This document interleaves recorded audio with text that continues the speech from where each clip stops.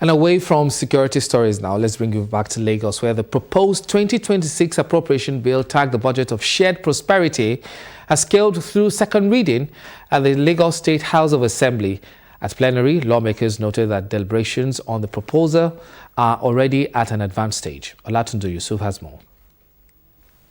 The 2026 Appropriation Bill, presented by Governor Babajide Sanwo-Olu on November 25, seeks to eradicate poverty and deepen prosperity across Lagos. Anchored on 4 pillars: poverty eradication, human-centered development, stronger infrastructure, and effective governance.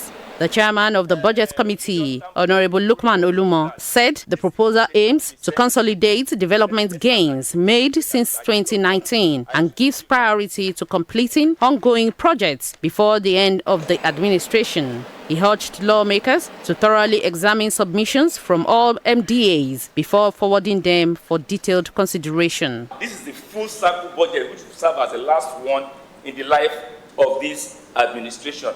And we want to believe strongly that this budget should be tailored at completing all the ongoing projects of the current administration, such that none of them is moved for the next government.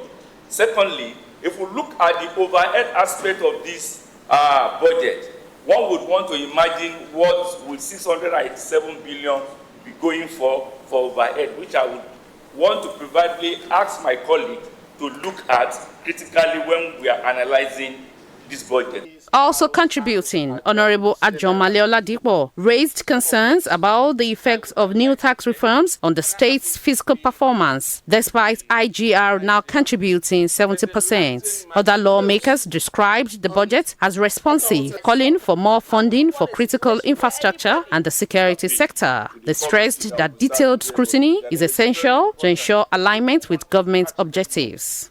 Whatever it is we're going to be spending in the states, be it for infrastructure or any social amenity, the money has to be made from IGR. However, my concern and my fear is the fact that there's a new tax reform law that is coming into play and starts from the 1st of January next year. Have we considered those reforms vis-a-vis our internal generated revenue? If I'm not mistaken, majority of where we get the components in which we get our revenue generated from in the state has a lot to do with personal income tax. The tax reform has reshaped that aspect. Majority of what is going to be coming out now is going to be in favor of corporate tax. The issue of security, which is very paramount and must be looked at. Mr. Speaker, you are the architect of the Neighborhood Safety Corps in this state.